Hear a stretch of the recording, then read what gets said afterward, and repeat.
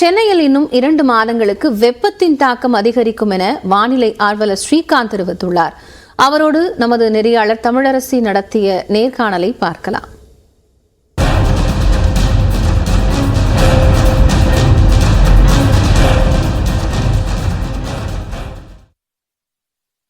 தமிழகத்துல வெப்ப அலை இன்னும் எவ்வளவு நாட்கள் தொடர்வதற்கான வாய்ப்பு இருக்கு?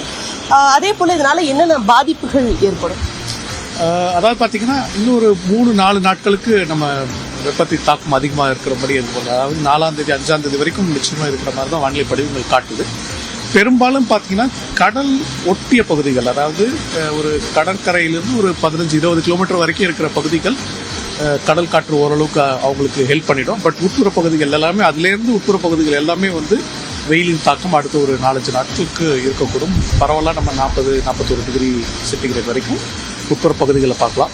குறிப்பிட்டு சொல்லணும்னா வேலூர், திருப்பத்தூர், ராணிப்பேட் அந்த மாவட்டங்கள், வட உட்புற தமிழகம், மேற்கு தமிழக பகுதிகள் கரூர், திருச்சி, நாமக்கல் மற்றும் சேலம், ஈரோடு மாவட்டங்களில் நம்ம வெப்பத்தின் தாக்கம் அதிகமாக இருக்கும்.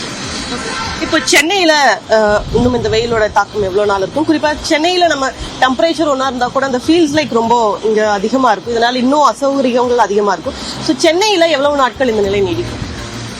சென்னையை பொறுத்த வரைக்கும் பார்த்தீங்கன்னா வந்து நமக்கு கடல் காற்று ஓரளவுக்கு ஒரு ஹெல்ப்பாக இருந்தாலும், இப்போ இன்னைக்கே பார்த்தீங்கன்னா வந்து நமக்கு கடல் காற்று வந்து அதிகபட்ச வெப்பநிலையிலேருந்து ஒரு 2 டிகிரி வரைக்கும் தான் குறைச்சிருக்கு. 38-39 இருந்ததை 37 அந்த அளவுக்கு தான் குறைச்சிருக்கு. ஆனால் ஈரப்பதம் ரொம்ப ஜாஸ்தி ஆயிடுது கடல் காற்று இருந்தோடனே. இப்போ ஃபார் எக்ஸாம்பிள் நம்ம எடுத்துக்கிட்டோம்னா என்ன ஆகுதுன்னா, 37 டிகிரி செல்சியஸ் வெப்பம் இருக்கிறப்ப ஒரு 65% வரைக்கும் ஈரப்பதம் போச்சுன்னா நம்ம உணரக்கூடிய வெப்பநிலை 45-46 வரைக்கும் போயிடுது. அப்போ என்ன ஆகுதுன்னா வந்து உட்புற பகுதிகளில் மக்கள் என்ன வெப்பத்தை அனுபவிக்கிறாங்களோ கிட்டத்தட்ட அதே அளவு வெப்பத்தை அனுபவிக்கிற மாதிரி தான் நம்ம உடம்பும் உணர்ந்துட்டு இருக்குது. அது இது வந்து தற்போதைய சூழலில் பார்த்தீங்கன்னா இந்த கடல் காற்று வந்து கொஞ்சம் வலுவில்லாமலே தான் இருக்கும் வரக்கூடிய நாட்கள். அதனால வந்து சென்னையை பொறுத்த வரைக்கும் இந்த உணரக்கூடிய வெப்பநிலைங்கிறது வந்து நம்ம வந்து அடுத்து ஒரு 45 நாள் 2 மாசத்துக்கு இந்த மாதிரி தான் இருக்கும். ஏன்னா வந்து